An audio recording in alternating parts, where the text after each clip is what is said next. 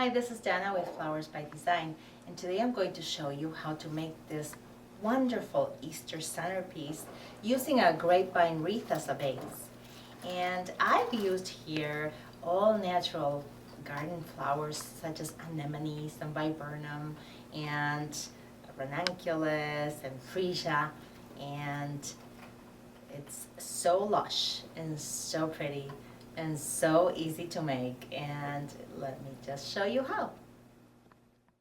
Okay, for this project what I have used has been a English ivy bush, also a heath berry bush,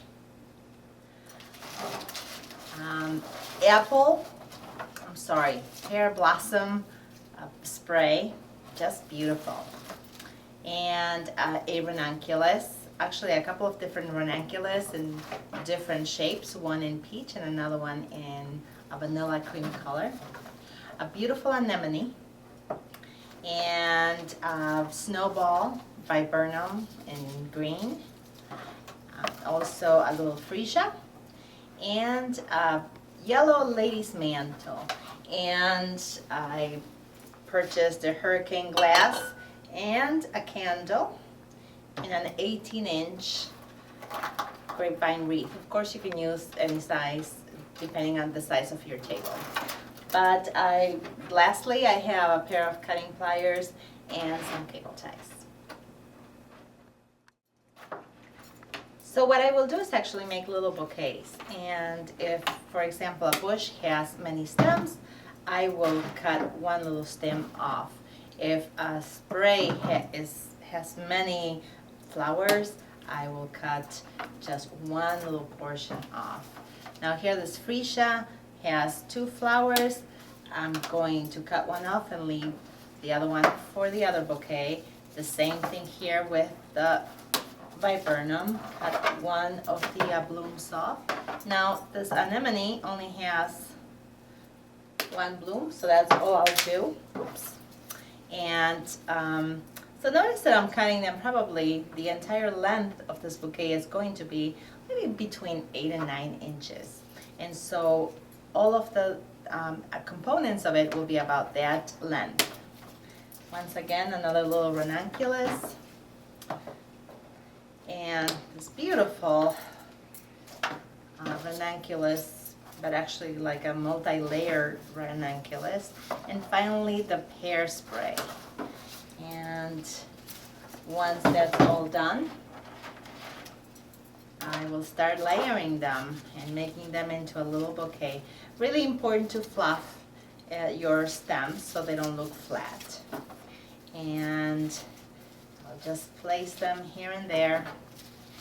Maybe the bigger flowers towards the bottom, the lighter flowers towards the top.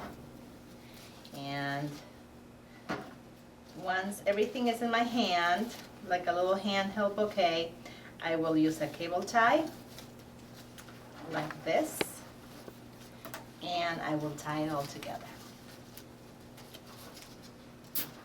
Now, depending on the size of your wreath, that will decide or define how many of these little bouquets you will need. I think for this size wreath, I will need maybe 7 or 8. So what I'm going to do now is make them and then show you how I put them together. So I just finished these 8 little bouquets, and to add some interest, I'm going to use some of this ivy, which is wonderful. I really have not seen an ivy so realistic in a long time.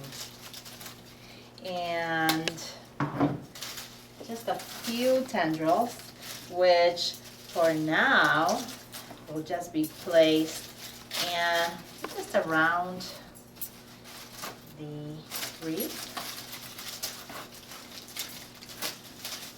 Okay, just like that. Maybe one more. And then it's just a matter of tying the little bouquets onto the wreath. Okay. And the way to do it is to actually slip the cable tie, not all the way under the wreath, but just through some of the grapevines, and then tie the little bouquet onto the wreath. You can fluff it up a little bit so it has some dimension and some texture.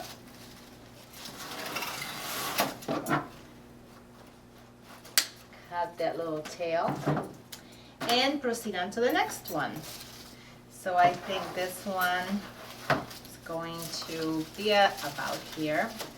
So the cable tie will go right around there, and we'll fasten the little bouquet in place.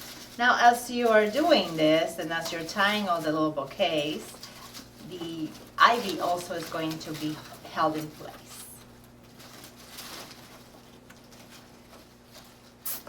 All right, I'll continue doing this until I'm finished.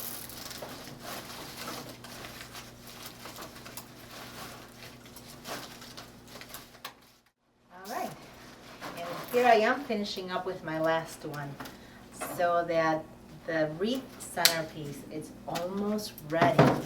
And what a great piece, not only for Easter, but also for a garden party or a summer birthday or anniversary or celebration.